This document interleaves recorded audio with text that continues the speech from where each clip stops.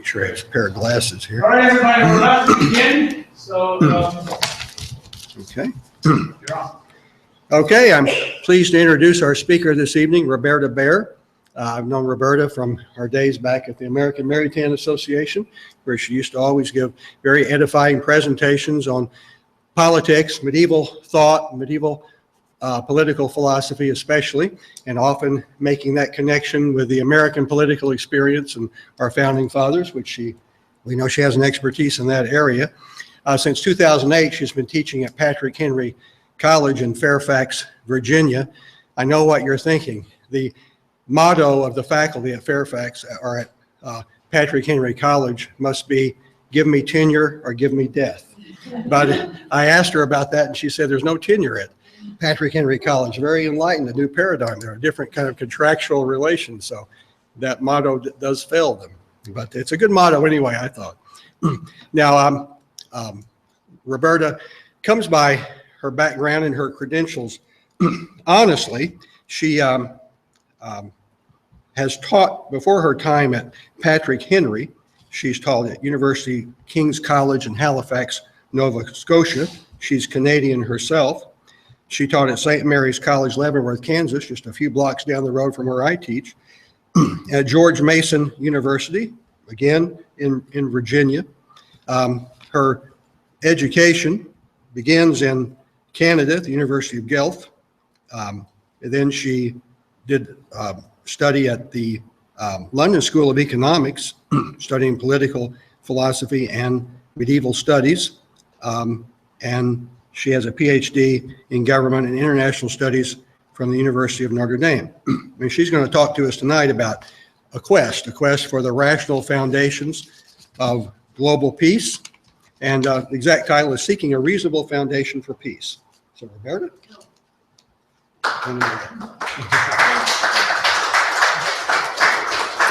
Thank you, Curtis, for that lovely welcome, and it's lovely to be here with you this evening. I'm picking up on some of the themes we talked about at our earlier discussion. This evening, I shall place before you two very different accounts of what political philosophy is about. The ancient classical Christian tradition on the one hand, and the modern on the other. And I'm going to argue that Adler falls into the camp of the moderns, perhaps more than he would want to. Ancient and medieval philosophers, I think, should be important interlocutors in contemporary political debate, because our understanding of political philosophy has not really advanced beyond the classical and medieval accounts of government.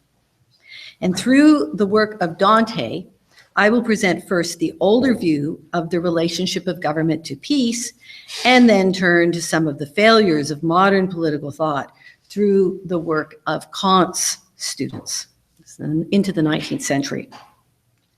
Now, the Divine Comedy and On Monarchy, both written by Dante, offer an account of temporal peace and man's final supernatural peace. In the Paradiso, the third canticle of the Divine Comedy, as Dante approaches God in a contemplative and mystical vision, having mounted above the planetary stars and ascended the celestial ladder, and being examined by Saints Peter, James, and John on the definitions of the three celestial virtues, faith, hope, and charity, he has a vision of the angelic hierarchies and the creation of all things, a glimpse into the workings of the mind of God. And from the perspective of someone entering nearer into that mind, he looks downwards and has a last vision of earth. Below, he sees Europe and the Mediterranean world, this little threshing floor, he writes. Now, a threshing floor is the place where one takes the grain harvest and winnows it, separating the wheat kernels from the chaff. Sheaves of grain are opened up and the stalks spread across the threshing floor. The ears of grain are torn from stalks and the grain loosened from the husks. After this threshing process, the broken stalks and grain are collected and then thrown into the air with a winnowing fork or winnowing fan. The chaff is then blown away by the wind. the short torn straw falls away, while the heavier grain falls at the winnower's feet. This is humanity from the perspective of God. And Dante's imagery is indebted both to the Gospel of Matthew, when John the Baptist states of the Holy Ghost, whose fan is in his hand, and he will thoroughly purge his floor and gather his wheat into the garner, but he will burn up the chaff with unquenchable fire. And also the first of the Psalms. The ungodly are like the chaff which the wind bloweth away. Not that earth was created to be that way. God set mankind in an earthly paradise, but Adam and Eve turned away from God. Given peace and rest, human beings freely chose war and disorder. Now, human beings are rational animals, as Aristotle noted. They make bad choices and turn their cities into tyrannies. But yet, the highest activity proper to mankind is the peaceful contemplation of God. Contemplation involves turning away from the world of becoming. Thomas Aquinas and his student Dante agree, but by divine revelation, they know that complete peace lies in eternal life through Christ's saving grace.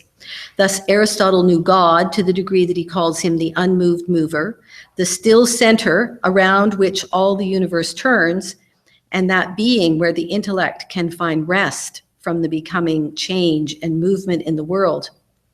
Political activity, doing, and making in this world is subordinate to thinking as the best activity for which the primal goodness brought mankind into existence, a quote from Dante.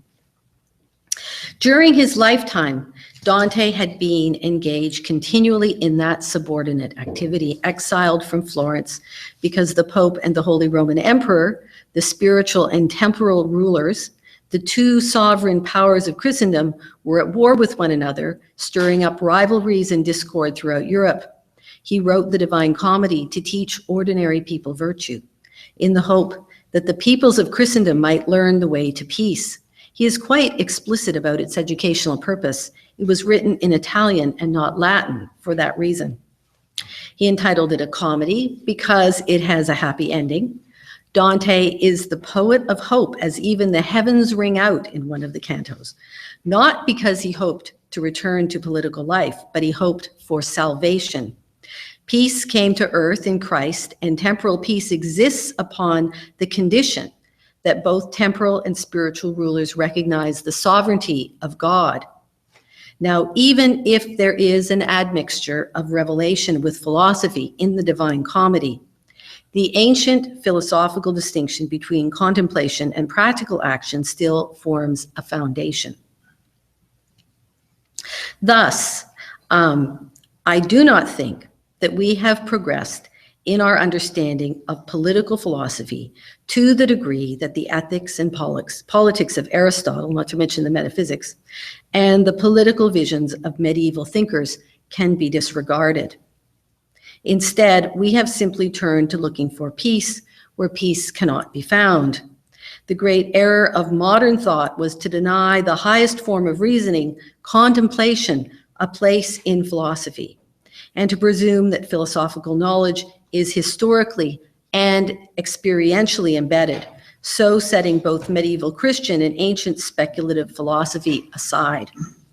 Furthermore, I question Adler because he too easily identifies the Aristotelian treatment of practical reason with aspects of reason present in Kant and after contract thinkers and later thinkers, namely instrumental reasoning. For Dante, as for Aristotle, and of course for Adler, social and political institutions are natural to mankind. But let us note that Aquinas states that social hierarchies are natural to mankind for two reasons. One, in the state of perfection, those who are better fitted to rule would have been master over others. Secondly, natural inequality as well as justice and knowledge make for hierarchies, yet this can all happen while all have rectitude of reason. Rectitude of reason means that those superior in knowledge and justice would rule over others. This rectitude consists in reason, being subject to God and the lower powers to reason.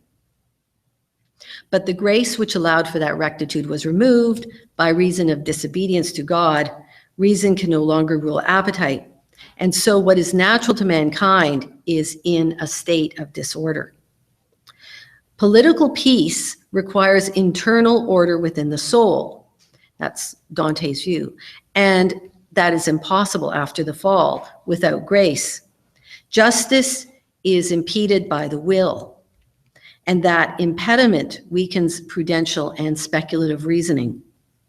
Although the will still has an appetite for the good and the intellect an appetite for truth, neither obtains its object, as both must work together. Now the will and intellect, by virtue of their disorder, will miss the goal more often than not, and so justice has not its created purity. Even short-term temporal peace will only come about by virtue of a ruler who, scorning all other things, seeks God and man. Again, Dante. So men must be free of sin in order to be politically free. For the human race, quote, is in its ideal state when it is completely free, and the first principle of our freedom is the free will, unquote. So the freeing of the will is the first order of business. But even Aristotle, arguing without knowledge of revelation, thought such rectitude very unlikely for any but the few, and certainly not for a whole people. Secondly, peace requires all wills be directed to one will. Of course, in this, Dante was being entirely Aristotelian in acknowledging that the common good is found where many things are directed to one. And he said, and there we shall always find one at the head directing them. Dante, in his political theory, assumes the need for a monarch as necessary to direct things to a single end as God directs creation. Well, what did Dante and the medievals add to Aristotle? Well, there is agreement between both ancients and medievals about order in the universe and the rationality of mankind. But, as Dante states, human beings have two ends, one in this world and one in the next, with the eternal law governing both. Aristotle looked to the city or polis. Medieval Christians agree that the temporal realm is important, but saw political rule in a continuum with heavenly rule in light of the teaching that grace does not destroy nature, but perfects it. Human nature has not only one blessedness, but two, to wit, that of the civil life and that of the contemplative life. The blessedness of the civil life lies in guiding the world, but the blessedness of the contemplative life is more excellent and more divine. Both forms of blessedness, of course, have a common origin in God. God provides for the possibility of the uniform movement of several wills, and that uniform movement is the source of peace and concord. Now, uniform movement of all wills is therefore the central condition of peace and concord. And of course, what you see in Dante, as in Thomas, is a picture of universal government, yet not obtained without divine help to correct the erring will. Now, one might say, why do men have two ends internally? I mean, what are their capacities to have two ends? Man alone among creatures is the link between corruptible and incorruptible things, unquote. As Dante says, for if he is considered in terms of his essential constituent parts, that is soul and body, man is corruptible. If he's considered only in terms of his soul, he is incorruptible. Infallible providence has thus set before us two goals to aim at happiness. Happiness in this life, which consists in the exercise of our own powers and is figured in the earthly paradise, and happiness in the eternal life, which consists in the enjoyment of the vision of God, to which our own powers cannot raise us except with the help of God's light, and which is signified by the heavenly paradise. Now, the two ends are shown by the two faculties of the human soul, intellectus and ratio. Intellectus is that in man which approximates most nearly to angelic intelligentsia. We are enjoying intellectus when we just see a self-evident truth. We are exercising ratio when we proceed step by step to prove a truth which is not self-evident. Both are necessary, but ratio is only suited to this world. We do not need it in heaven. So he's building it out of our rational capacities, right, which actually have an Aristotelian foundation. Now, so politically, what is the role of the Roman prince, the Holy Roman Emperor, according to Dante? He says, a virtuous emperor uses his practical wisdom to bring the tranquility of peace so that life on this threshing floor of mortals may be lived freely and in peace. What is the role of the pontiff? The supreme pontiff leads mankind in conformity with revealed truth so they can go to heaven. But both have a role in correcting the disorder of man, but in different ways. And in the Paradiso, Dante illustrates the highest virtue of charity, right? That perfection of man in two heavens, not in one, in two heavens. The just rulers represented in one way, and the contemplatives who are above them in a second way. So you see, they both are perceived to be necessary to the good life. Now, the other place where Dante makes this clear is at the edge of the earthly paradise at the top of Mount Purgatory. This is the last time when Virgil appears. Virgil's last words to Dante before he must leave him are, I mitre thee and crown. The mitre is the token of the bishop, the crown of the prince. Dante, having repented and been purged of his sins, at least in the mystical vision, now perfected as to his reason and will, like to Adam before the fall. Only now can he fully acknowledge the sovereign power of God as ruler.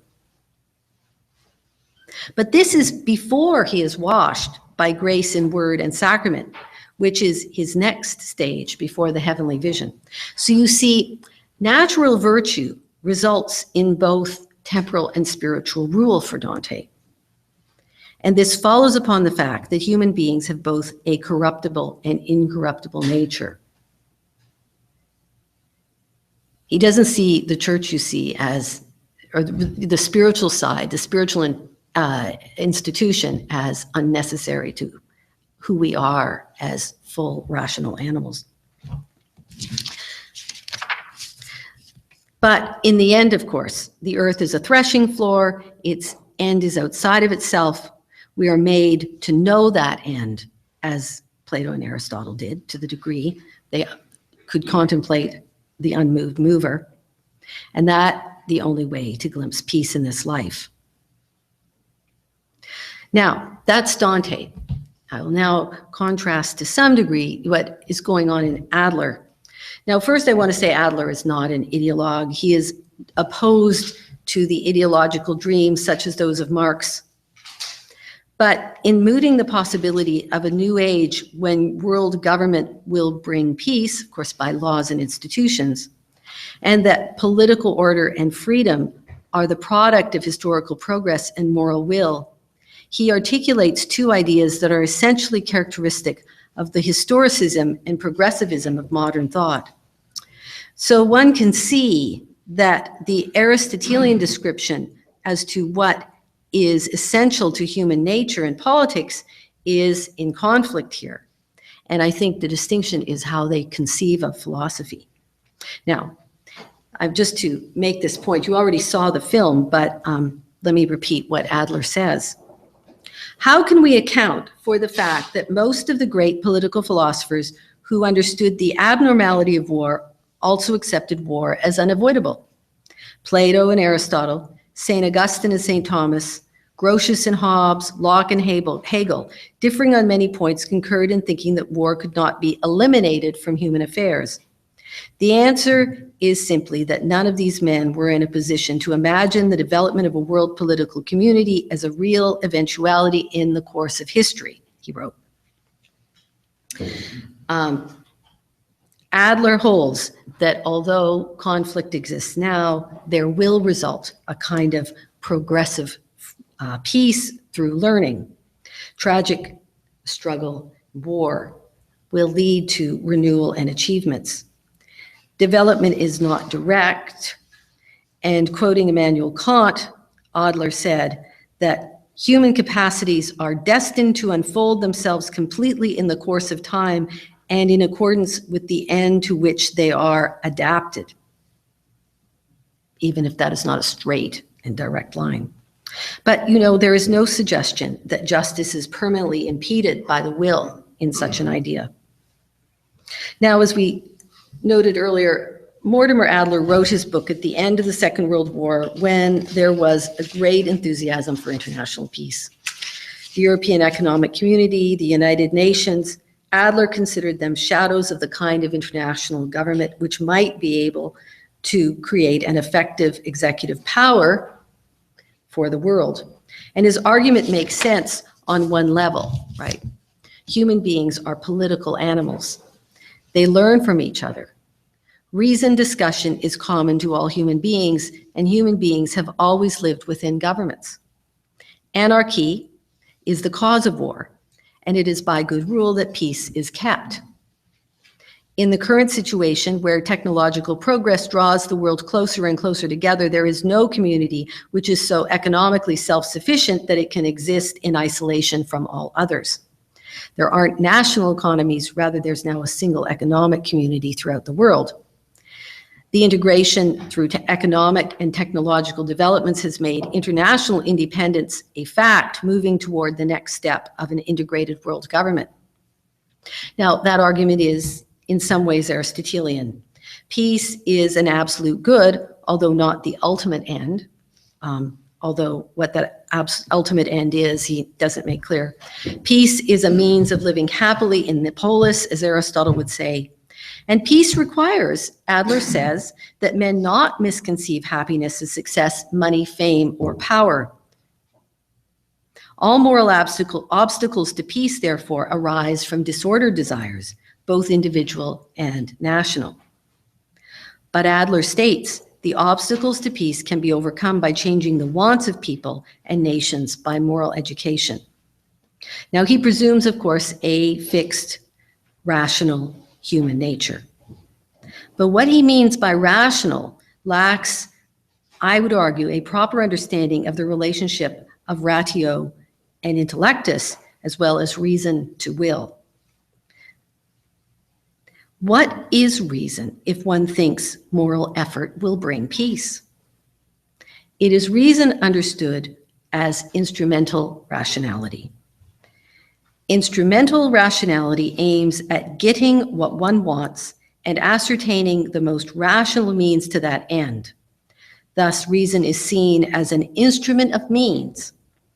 There is no place for the contemplation of God.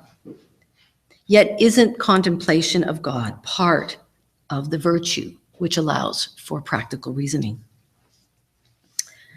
Moreover, it was intellectual speculation that led the ancients to know truth as being and good. Now, there was no question for the ancients as to what could be known. But Adler says it may not be required, quote, for all to recognize the fatherhood of one God, which is to say that somehow peace can be obtained without a knowledge of a common or universal good, which is external to intellect, right? God is external, other, the intellect and will. It is to say that peace can be obtained as a result of interior thinking, right? Of instrumental calculative rationality. He presses forward, narrowing what can be known by reason, saying that good governance and knowledge of justice and virtue are separate from divine charity. He states there is no need whatsoever to bring theology into the matter. A common rational understanding of political and economic justice is sufficient for civil peace.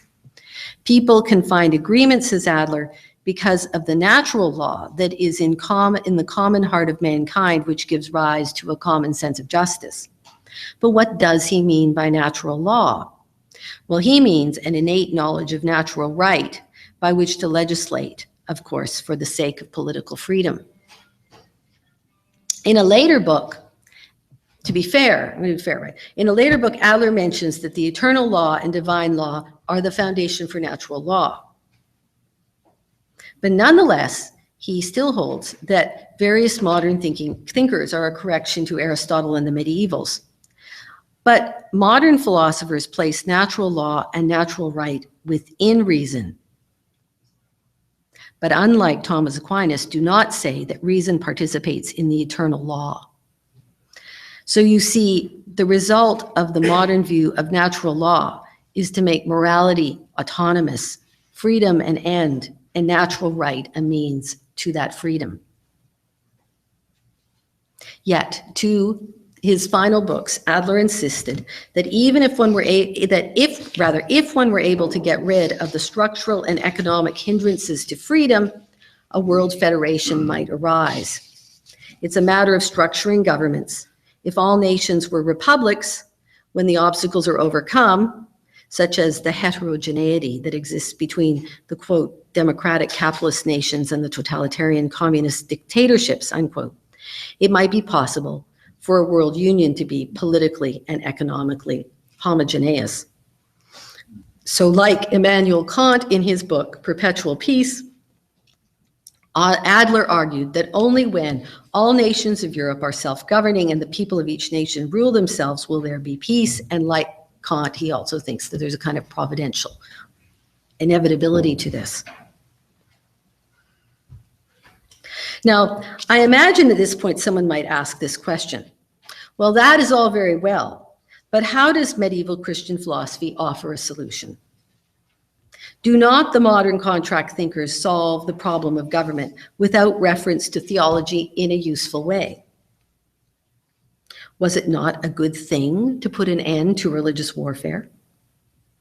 Is not Dante only reflecting upon a Christendom in its final stages, one that has no relation to our multicultural and secular and multi-religious world?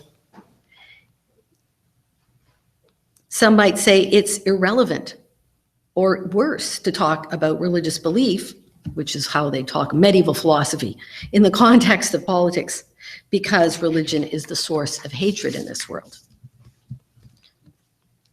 So they would say, is not Adler right to turn to Kant and the Enlightenment thinkers who argue about what is good for mankind from the standpoint of secular reasoning?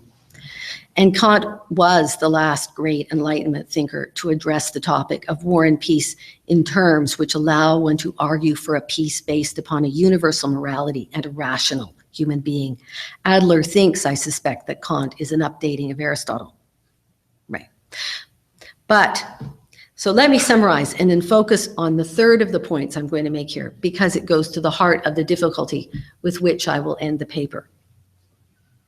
So Kant and Adler together, I think, because they both state that nature, providence, ensures world government by reason of the natural improvement of mankind.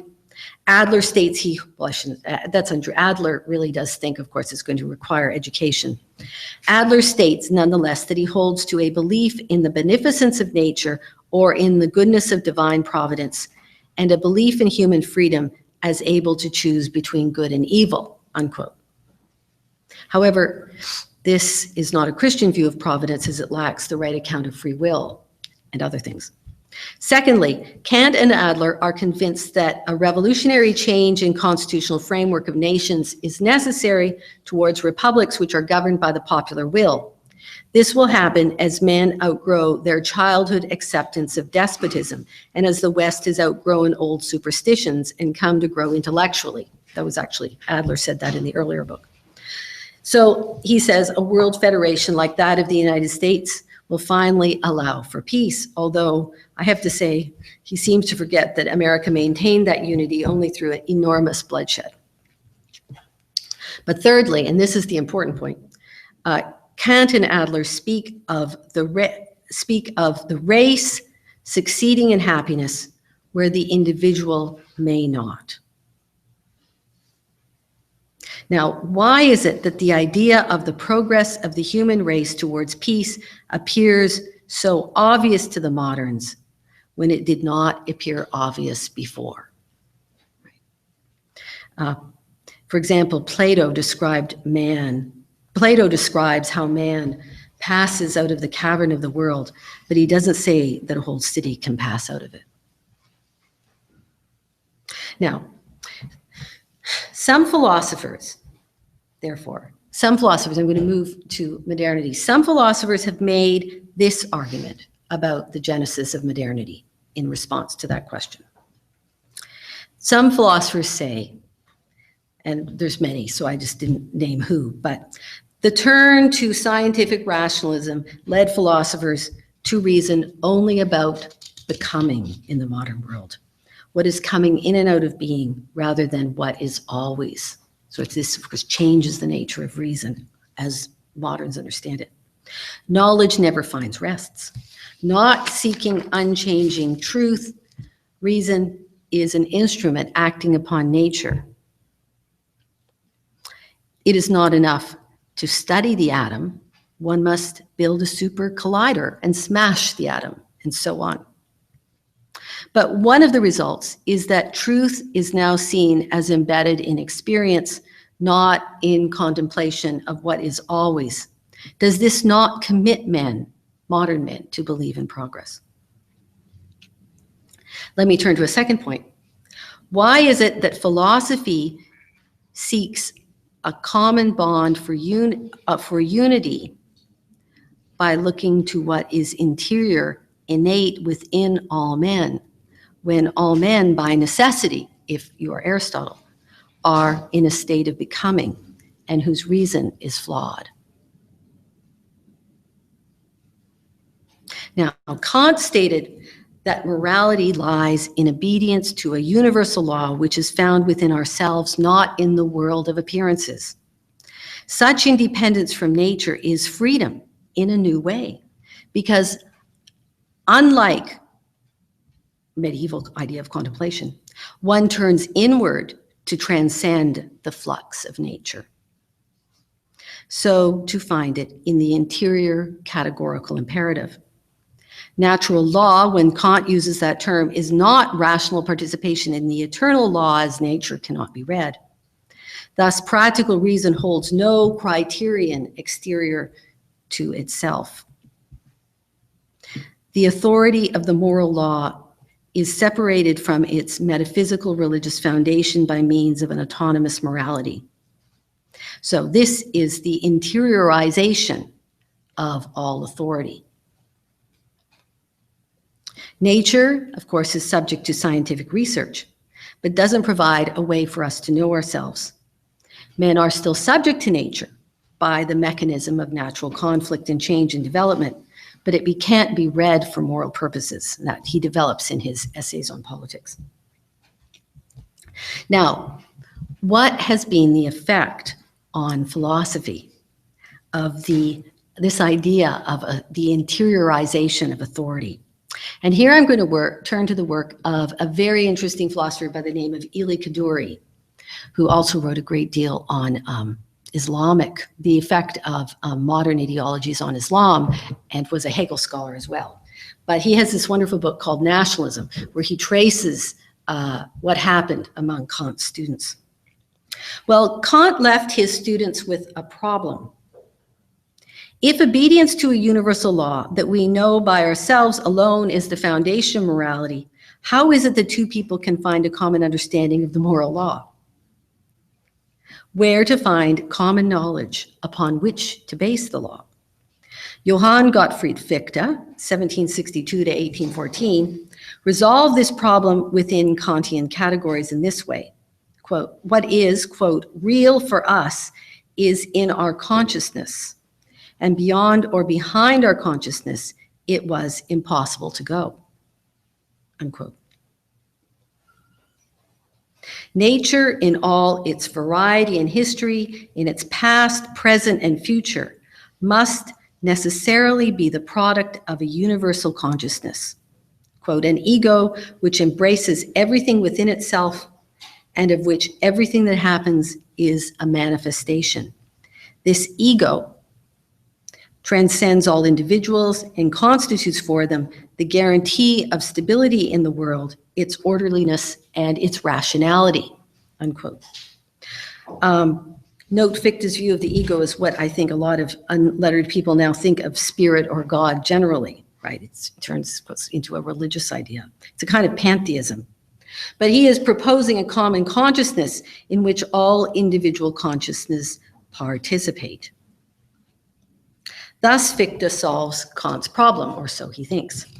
He thinks he has eliminated skepticism.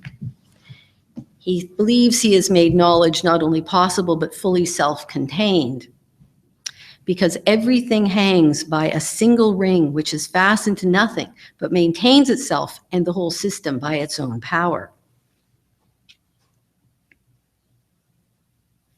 So,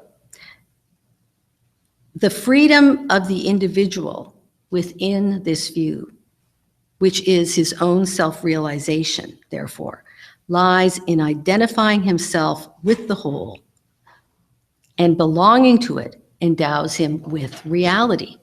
Remember, with all those quotes, right, it's all sort of about the fact that this reality is found in this consciousness. Thus, real individual freedom can be secured only in a national state, that's Fichte's argument, under a government, which regulates the minutest details of its lives by recourse to this ego.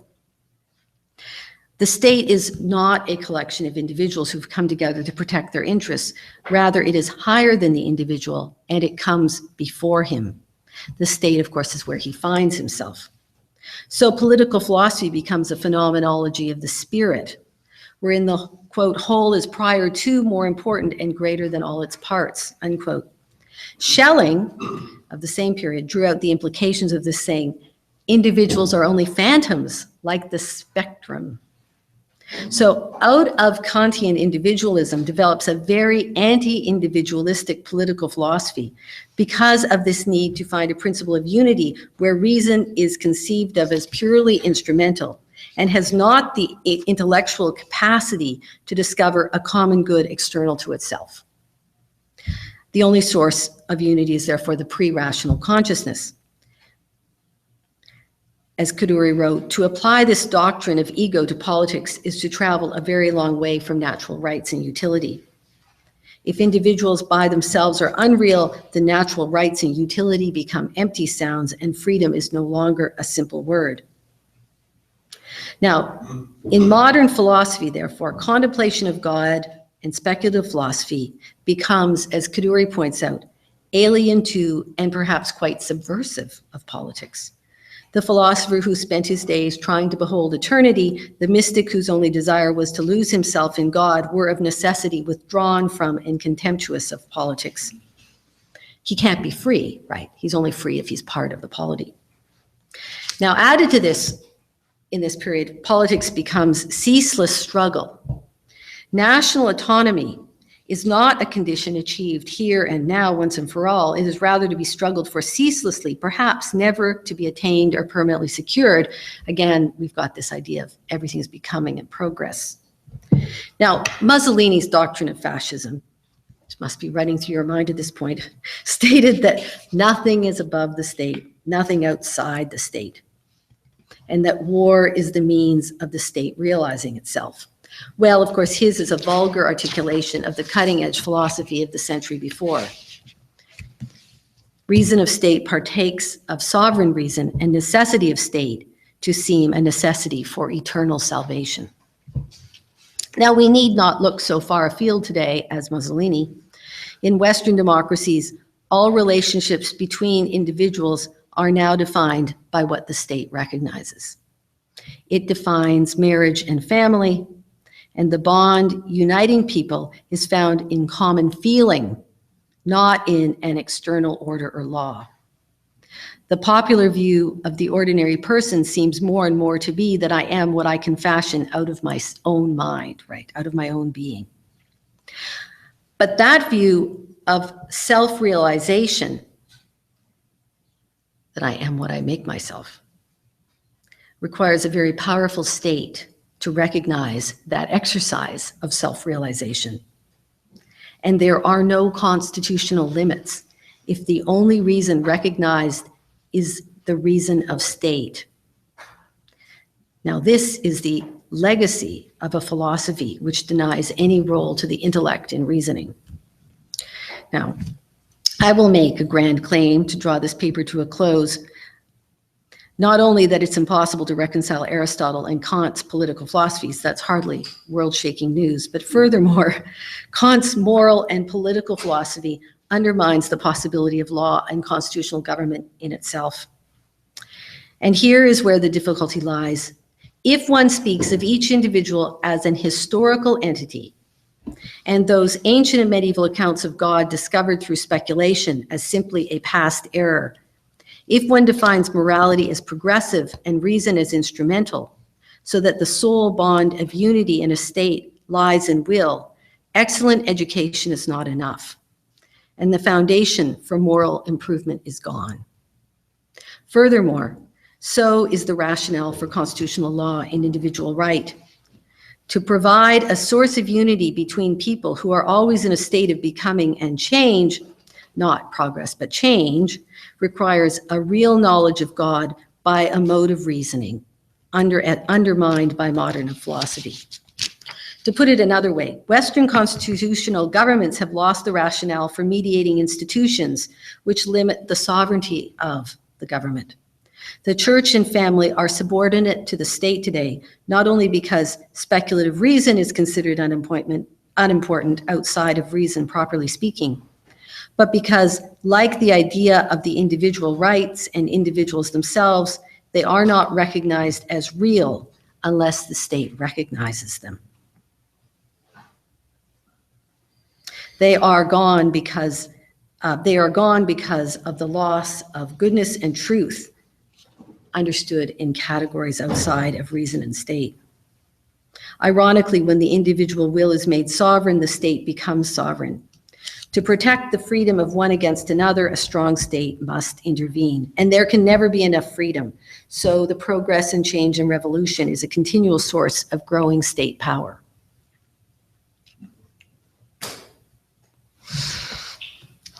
But how can a modern claim a foundation for unifying all men according to agreed constitutional laws, as Adler did, if it is already assumed that civilization itself is always developing? See, that's the problem. Is not the ideal of freedom always somewhere in the future? And Adler wanted to unify the world under a common civilization which simply holds late Enlightenment ideas of freedom as the ideal. But let us look back into history in the end, on the presumption that we might still learn something from it. Alexander the Great attempted to unify the world and bring to it the benefits of Greek civilization. He claimed all men had the same rational nature, disciple of Aristotle that he was. But Alexander the Great believed that Greek civilization was the best, but he failed, as human reason fails. Notice, and I'm going to go back to scripture again for, one might say, the correction to Alexander the Great in the ancient world. Look at the idea which drew so many men together into Christian unity. For St. Paul, there is no essential, irreducible difference between the Greek and the Jew, because they can both become Christians. And this not by mixing their Greek and Jewish qualities, but by negating them both and synthesizing them in and by this very negation into a homogeneous unity, not innate or given, but freely given by conversion. I'm quoting a Marxist there, but still he said it well. It is this very Christian view that incorporates what becomes ourselves, right? Ourselves who are becoming, into what is always, who is God. It allows for the recognition of our limit. It allows for individuals to be individuals. It is the foundation of divided and limited sovereignty. This is the foundation of freedom of conscience and political liberty. One could go on. But let us say that Dante recognized that sovereignty in this world must be divided because human beings are both corruptible and incorruptible in nature. So the problem is, can one today offer a rationale for constitutional law and mediating institutions and individual freedom without recourse to ancient and medieval Christian philosophy? Can one today have a political philosophy which does not accept the idea of historical development. This is the challenge. Would anyone listen? Well, hard. It would be very hard.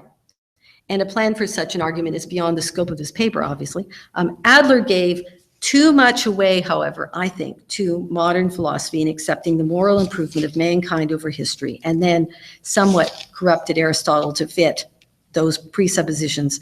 I think perhaps he did not see where modern philosophy is leading, but we do have to remember the relationship of will and intellect given in Aristotle and developed in Thomas. We need to think about how society is shaped by human intellect, rightly understood.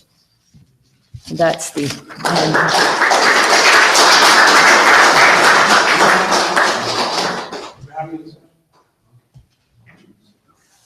Should I sit down? Questions? Are there Yeah, questions? right. Well, should we have the camera on her and answer the questions, or should I turn? I would probably have Roberta sit down, Okay. and she can take the questions from, while she's sitting.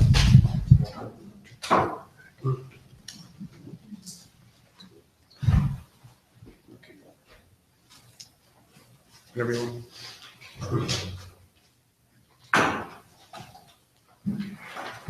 Roberta Ed Fisher says that natural law is used equivocally by modernists because they don't believe in nature.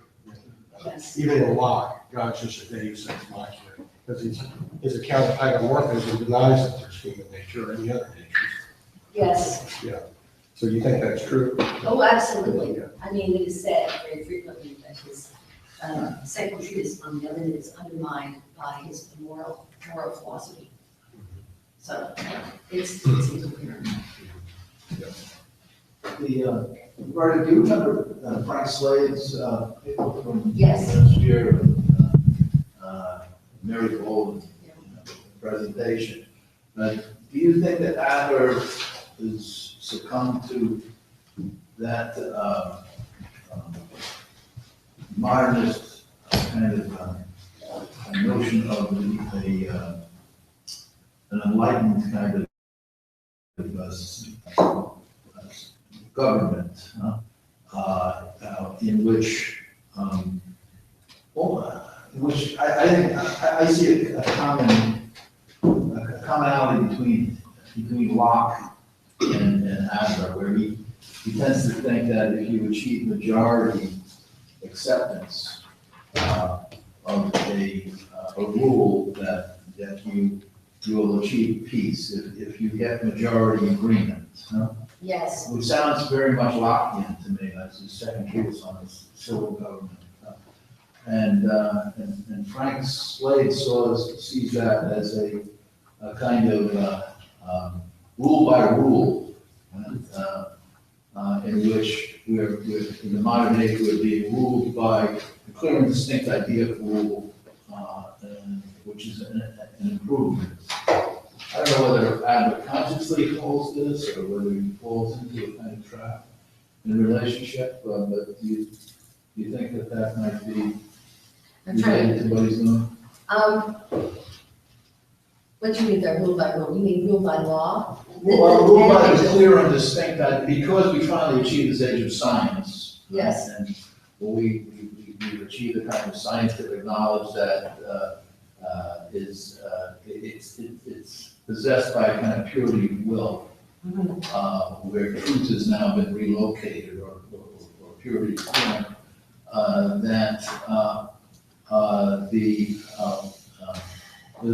the same kind of scientific understanding that excuse me.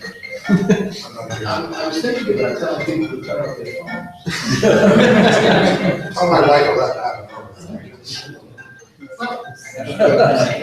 I don't know whether this is exactly going to what you're saying, right?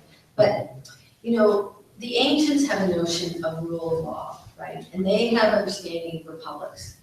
And in many ways, when you get up to someone like Locke, a lot of people look at Locke and say, well, he's repeating the older ancient Republican idea of rule of law. But he has such a different notion of the human knowledge and of the nature of man. I mean, one of the things that struck me in this paper, which I hadn't thought about before, so it's a nascent thought, But Locke and Hobbes really do have to fix upon an idea that human nature is absolutely unchanging and fixed in order to be able to posit that everybody's going to act in a certain way under certain conditions. Right.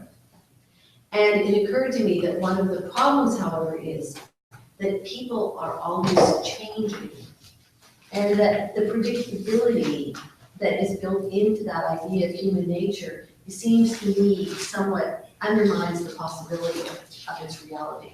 Yeah, you have to kind of create a kind of unity of will. Yes, So precisely. that you're not coming out on the short end. I think you have to say something to that effect. When you're, I can agree with Rousseau and Hobbes, and Yes, it's just that the unity of will is determined somewhat differently among these three individuals. And yes, I see absent from Adler is this notion of, and I see Maritain too, the person being the knower as a composite whole. And use Adler, I don't ever think I've seen him refer to particular reason or cogitative reason. Even though he's done a lot of work on prudence in Aristotle and St. Thomas. But you can't understand the notion of prudence without making reference to that. It's almost as if the intellect develops a kind of prudential judgment in relationship to an understanding of natural law, in relationship to natural needs and necessities, but without bringing into that decision-making process the sensation of the circumstances, which yes, Adler recognizes you have to do. yes, You have to present. yes. Well, you see, that's the whole point of the rational, that's what is missing in these moderns, is that there is the rational participation in the eternal law. And knowing the eternal law involves all those senses, right? You know, like but it's the capacity to actually know and see God in the invisible things of nature, as many people would say. Yeah. That it seems to me is certainly true, and it disappears. And of course, this is all caught up with the whole Cartesian turn. But if one doesn't recognize that, if you don't actually see that there is this Cartesian turn, then you can make this mistake of thinking that Locke is a republic in the same way, you know, Cicero or Aristotle talks about republics, when they're not. Yeah, I see within him a kind of inability to think analogously in relationship to politics as a kind of scientific understanding. Maritain has this problem too, where Adler says in one of his works that, I think it says in Aristotle, that philosophy makes no case and builds no bridges. I think philosophy makes better case and builds better bridges, in the sense that if you're doing something with a philosophical understanding of it, Yes. and you're already good at something, it's going to improve your ability. It's not going to detract. Except if you think that philosophy is essentially speculative philosophy, and then you have trouble trying to figure out how you can, how an intellect that's essentially speculative can think practically and do so in a kind of scientific fashion. Yes. You know, I was, in the reading of Adler that I did, one of the things that struck me was that he was really interested in showing the world why philosophy is important. But in order to show why philosophy was important, he didn't want to talk about contemplation, right? Because it looks too unimportant. And so I think that he wanted to turn it into something that looked useful to the world. I mean, do you not get that out of his books? I mean, that's what struck me. And I think that one might say, well, that's a laudable goal to try and, because if you do that, then you say, well, then you have to read Plato, you have to read Aristotle, because these people are going to show you useful things. And that is a laudable goal, but I think it undermines the whole picture of the whole book, of what's going on with Plato and Aristotle and Thomas. the whole picture. That you can't, I think it's very hard to take them out of the contemplative one, or the whole context that the human soul is also having this contemplative capacity within it. So I think Adler did talk about, could be wrong, but I thought I recall that he did talk about philosophy as being something that you literally could do in an armchair, which was sort of a stereotype of philosophy. But you could do it in an armchair and it could still be useful. But that sounds as though it would be somewhat contemplative as well. If I have that right. Well, armchair philosophy sounds to me like it's just sort of dilettante. Well, I think he was intentionally, because of that feeling, I think he was provocative there. But one of the claims, oh, sorry, go ahead. I think it's just a question of the method. It's not an experimental science. It's like the mathematics. I don't think it says anything about it being conclusive or not. I guess maybe that's my picture, you're sitting in an armchair, that seems very contemplative. Well, like yourself. But that was the argument, though, right? He didn't argue it. He didn't say that it was a contemplative science. I don't think he said that specifically, but I think he did try to make that contrast that you made. Compared it to mathematics. Well, I suppose you could be an armchair mathematician too. You would say it's not philosophy, it's not science, because of your understanding you're proposing there, that it involves experimentation. Yeah. Science.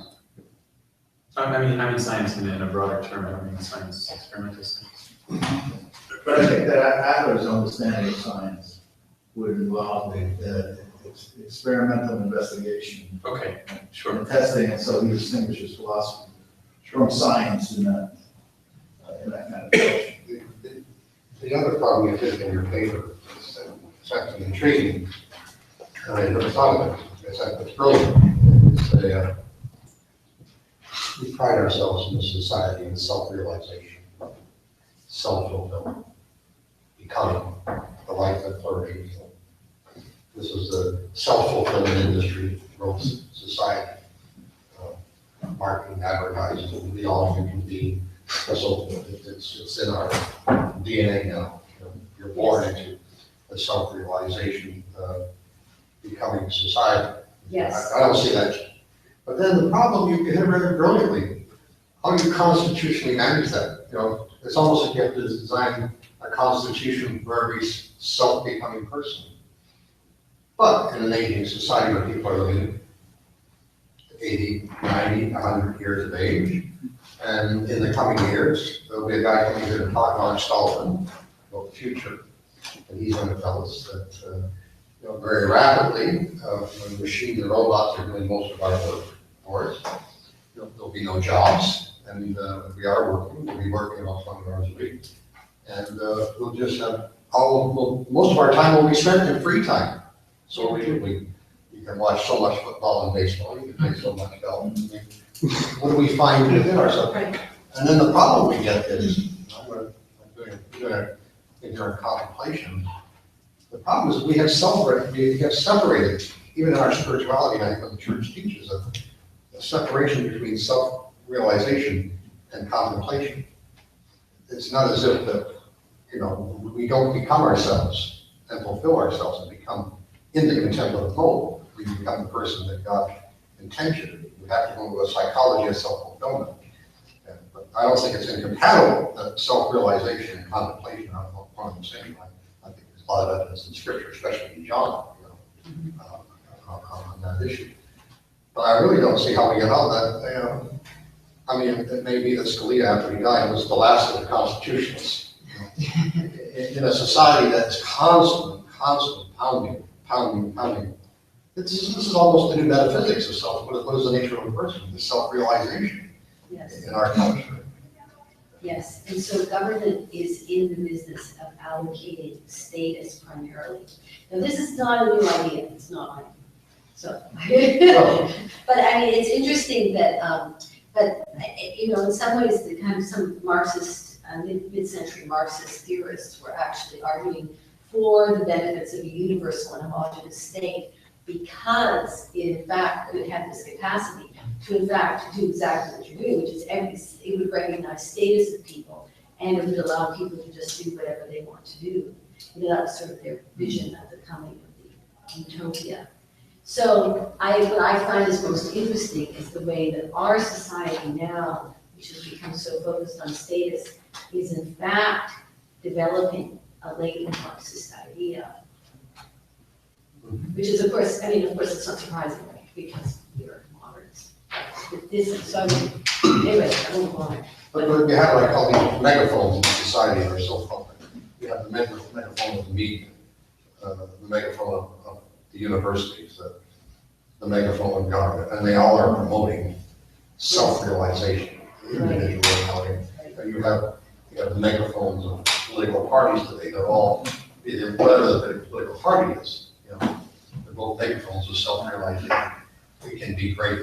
We can continue to grow. There's nothing natural to us all. Yeah, I remember now that phrase that Adam used to use with respect to truth being transcultural and global.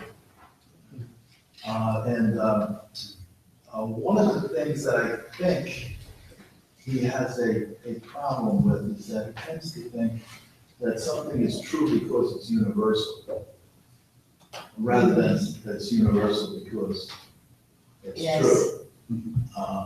And then trying to think about individual decisions and how you make practical judgments in such a way that you can achieve a truth. It becomes problematic unless you somehow alter your understanding of universality.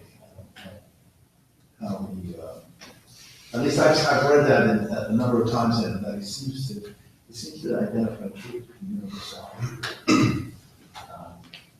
The other way around. Are you suggesting this is a little nominalist? Oh, yeah. Yeah. Yeah.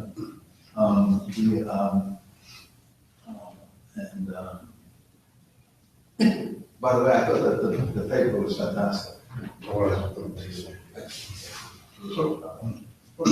So what's the answer from the pulpit? Are we redeemed from the threshing floor by grace, and that's the only answer? You see, isn't that the question? I mean, Yes. isn't that the question, which I don't really have? I mean, of course, I believe that is absolutely true. Yeah. But it's not a question for me. The question is how do you address politics without simply being an That's outsider from why, that. from your paper, I can only see an evangelical answer. There is no answer in the social system. Well, Western democracy arose because of Christianity.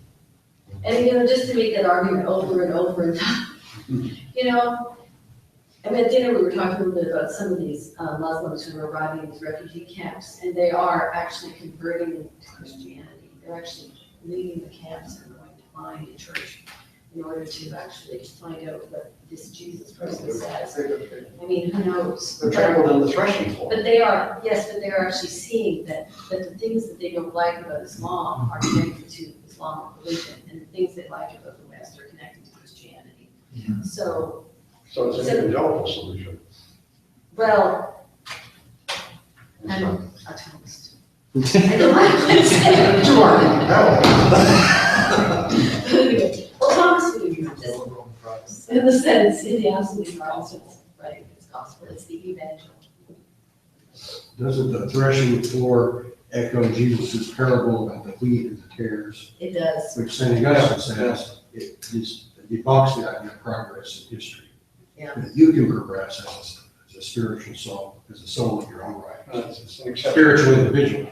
But the idea that it's a social project, it's fanciful. Yes. So at my school, a Jesuit university, they believe in social justice. That's what Christianity is about, is a social project. Wouldn't Augustine say that's a heretical view?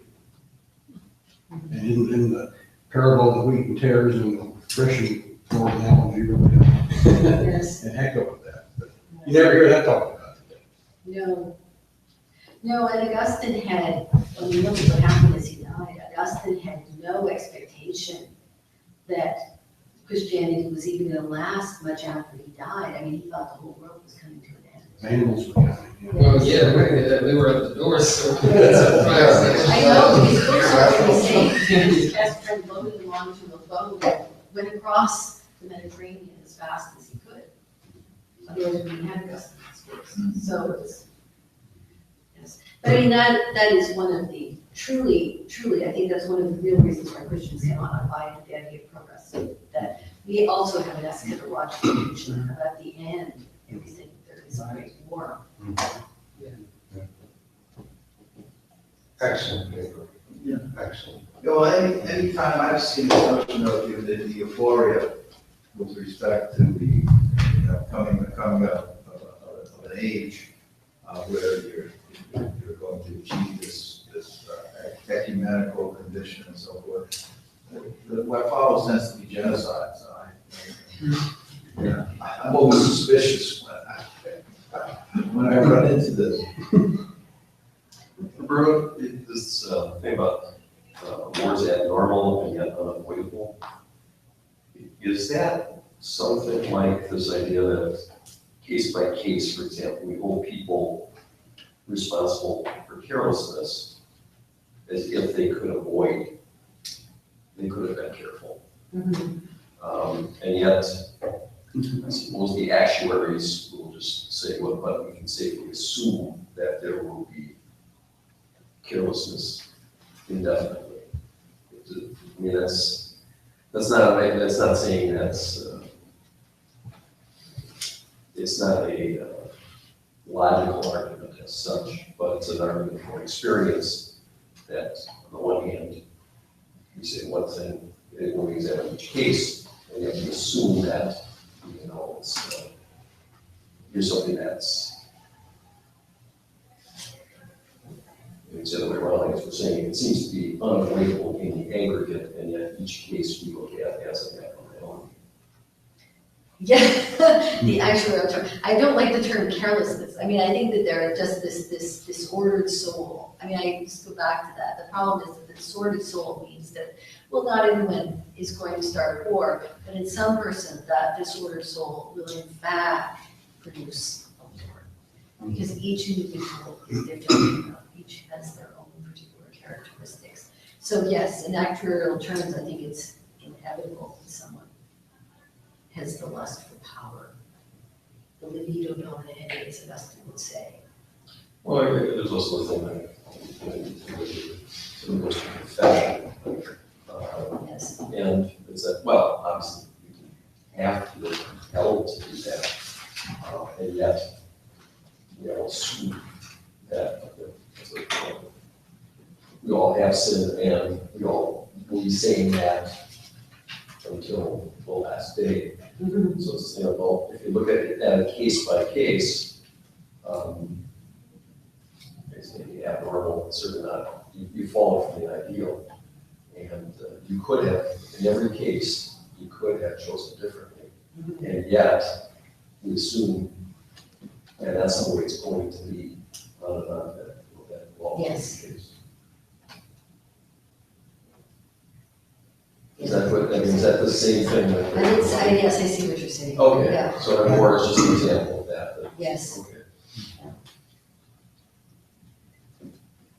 What are you, based on what you're writing in your paper, what are your thoughts on new natural law theorists? Well, you're asking me something I'm not sure I know anything about. Wrong. Now I have to go look up what the new natural law theorists are. Like Grisey and all those guys? Oh. Yeah, you'll be disappointed. Oh, I'm not gonna introduce that. According to Russ Hittinger, they're closet convicts, they just smuggle content to an yes. actual law lexicon Oh, yes. to a content. So this is the same debate that falls with someone like Finnis. Yeah, Right. they're really deontologists. Right, who Co-opt, Right. you know, Right. natural law language. What day is Mark Stallman talking on? Mark, Basic talking. I don't have the exact number. He's talking on two. He's tomorrow at 4 p.m., right? It's gonna be interesting, because Mark is arguing that we're coming to what he calls the digital age. With all this free time in our hands, and robots are taking over. And he will argue, I'm going back and forth online with him, I'm not quite sure I'm going to argue, but in the digital age. Yeah, one of these, Chris Morris gave in the session, and Chris is talking on a logical Marshall McLuhan, and Mark is talking on Marshall McLuhan's basic Catholic mistake. That's one. And then he's talking about on Saturday, expecting leadership in the digital age, transitioning from McLuhan to a techno-moral psychology. Basically, he will argue we're going back to the Middle Ages. We have to, in a techno society, there's no other way out of the situation. I mean, the interest theory has the same contemplation. It's going to fit together well. There's just no way out of the self-realization culture. It just has to break down. It's interesting that when I was in France, Rennie Bray was talking on saying the return to the Middle Ages, but to which Middle Ages? Yeah, that's the question. That's very important. I prefer the dark ones. The Mongols are coming. Yeah, that's true. The barbers are much more fun. So, but the whole idea is how long is this sustainable, this self-realization? It stops at a point. And, because it becomes a myth, it's just not achievable any longer. You can't be all you can be with limited resources. There has to be something deeper in life than that. I disagree because I don't see much evidence of it breaking down, but I want to hear what he has to say. Maybe too many years in marketing and sales. Roberta, you mentioned grace and nature. You'll hear a lot in popular culture today, even among journalists and politicians, that there's a war on Christianity, that we've lost our faith, and there's a crisis of faith. But really, all you have to do is watch the evening news. Isn't there really a loss of nature, a crisis about nature? There doesn't seem to be any objective nature anymore. People just get to invent any nature they want. I had a student last semester tell me that she doesn't want me to ever use feminine pronouns in referencing her, that she changed her name from Caitlin to Caitlin in class, so just to encourage this.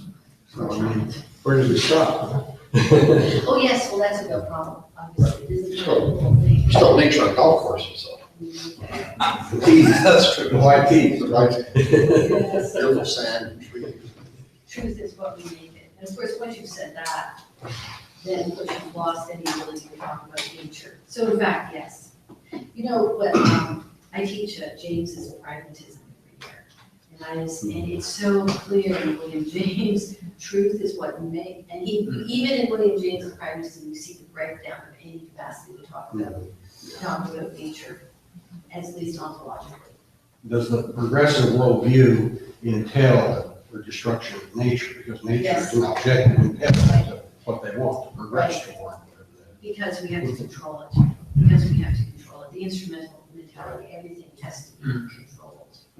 Yeah. Well, that's that Baconian view going full. And then you flawed efficiency. Yes. Rules are zero. Oh, yes, and of course, C.S. Lewis's The Evolution of Man, that's the book which really talks about it. Well, that's- That simple little book. That's the best book ever. It is just like the book. But doesn't that somehow presuppose some nature as well? I mean, there's also some kind of, I don't know, underlying principles that aren't there. Even you know, the claim that there's you know, no nature to man or anything. I mean, how far are the limits? I don't know, for instance, such students, how far are they willing to go? You know, I'm a plant now, you know.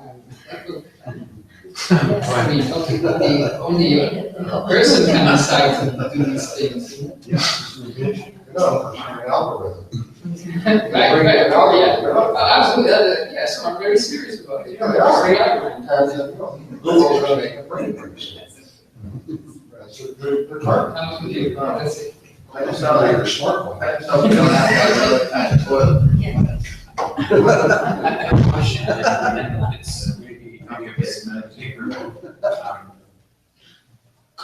contemplation doesn't really help do the basic practical goals, at least not immediately. You can make a chair without being contemplative. Why is it that contemplation should favor a practical goal that's certainly more complex, but it's still practical, living in society, peace? Yes, now, that's a good question. And I mean, I go back to Dante to think about that very interesting way he dealt with the just rulers, who of course are the justice, the practical men, with the contemplatives. And I think he does see them as having different roles in society. But on the other hand, society can't possibly live without the both of them, you see. And that's because the one knows truth and the other knows good. And the true and the good are all names of God. And so you see you get, so I think it's a metaphysical understanding, therefore, of the way in which, that, you're absolutely right. Practical wisdom can operate on its own ground, but the good actually has to be, have a connection to the true as well, because practical wisdom. I'm not certain about, the distinction that the practical is separate from the contemplative, because we have our approach to what nature is. I would say that modern science is rather concentrated on controlling the nature. But the one who told the first that the goal of the human life is to contemplate the truth, he recognized the nature differently. And according to him, Aristotle, he approached to the nature differently. And that is why, the modern way of thinking about what science is, what nature is to be, is differently understood by those who, for us, are models, like Aristotle. And I would say that your argument is absolutely magnificent, because the truth is to be contemplated. Why? Because human beings, we have a faculty. We have a capacity to be in a relationship with the truth that's understood as a person. So if we speak about contemplation now, we have to refer to those who used this word as first, and they understood contemplation as a way of a dialogue with, something hidden from our side. Mm-hmm. And what I have in mind is a beautiful paper by Gerard O'Shea, an Australian theologian, who distinguishes 3 steps in human life. The first, we recognize Father, who says to us what truth is. The second is that we are independent. We are philosophers, we look for truth around us. And the third is we have to find the eternal partner, who is a personal truth. And I think that contemplation is, because it is my argument in my paper, so what I will suggest is that we have to help our witnesses with contemplation to discover an argument, to be more determined, more committed to be Christians. And how to do this?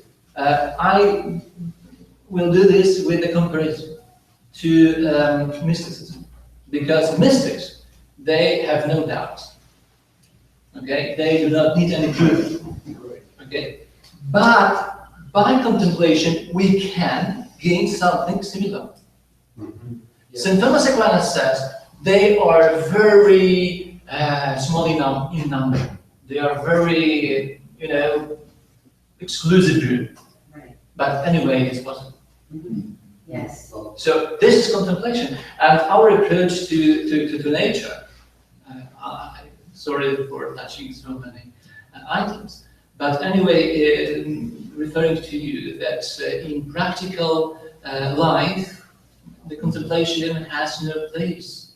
I would say that, I don't know, let's ask Aristotle, because according to him, if he says that contemplation is the goal of my life, and at the same time I am a participant of this social life, so ask him, I don't know. So this is my intuition. Let me speak to you as well, because I'm giving a paper, and I'm talking about contemplation for the Nicomachean ethics, okay?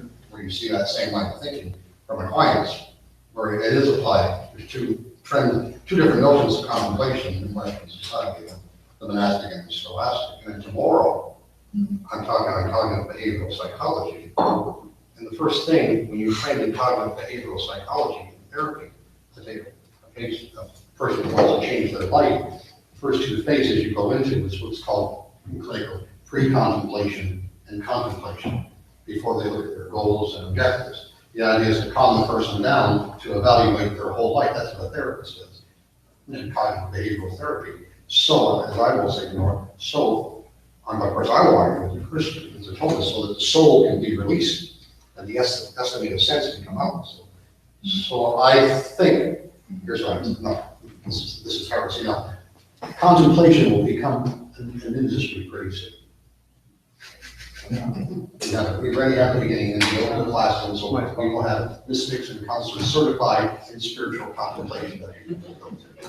So there may be some hope. Trust the free market. No, I predict in a couple of years you will see certifications in spiritual contemplation. Because the other thing is all breaking down. So if the church and philosophy won't get the answer, somebody will come forth with it.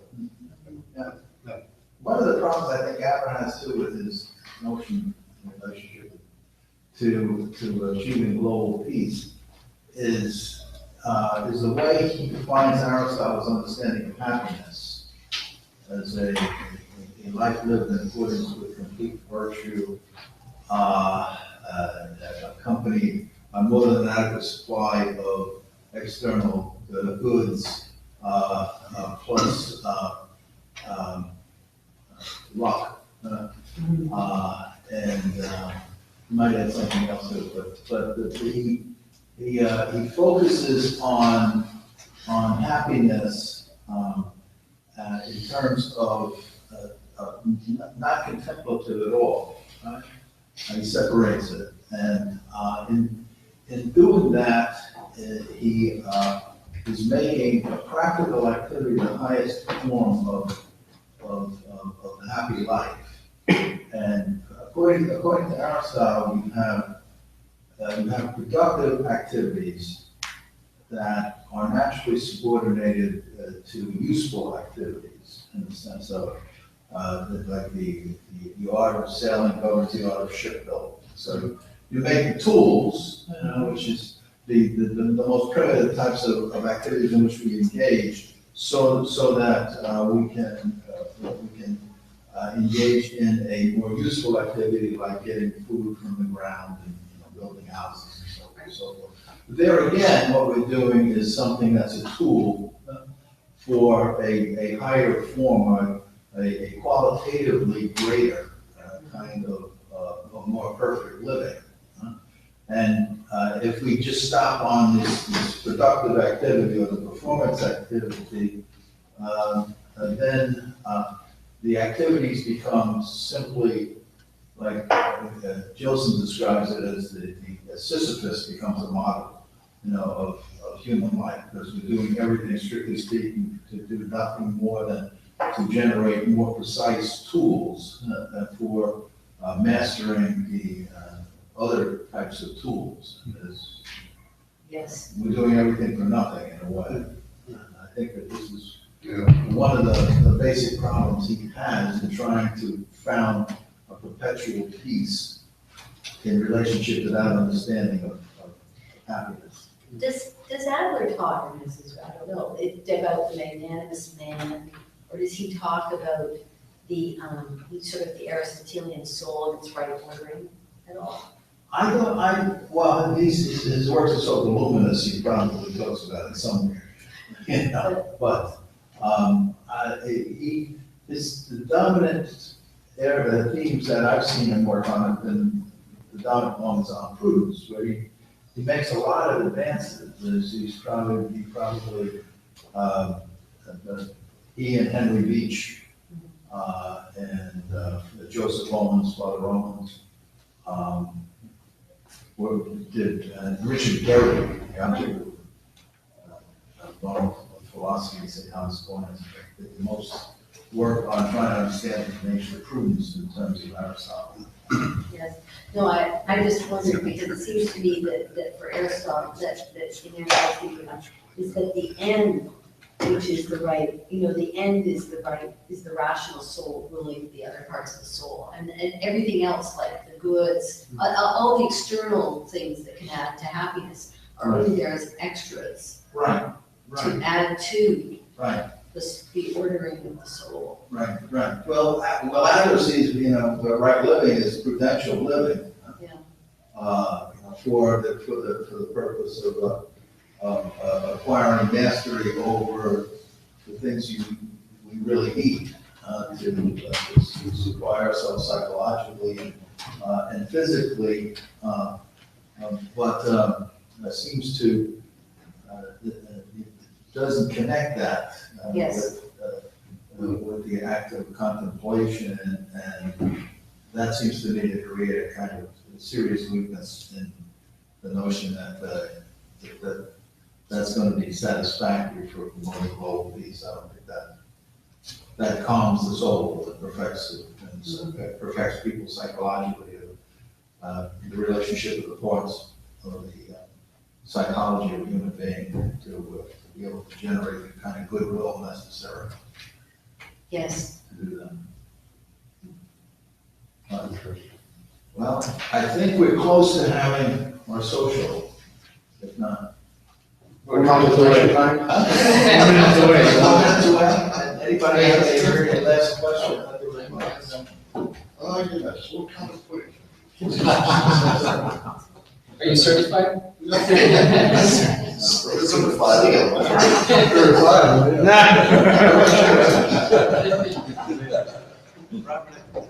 All right. Thanks to everybody. Well, thanks to everybody for watching us in the land of YouTube, and we're going to resume tomorrow at 9 a.m. with more talks. And Sister Margaret Overback, you're out there in Rome somewhere and listening to us. You said you would be, so I hope that you enjoyed this discussion. Hi, Sister Margaret. Hi, sister. Get some of the other daughters of St. Paul to listen to us. All right.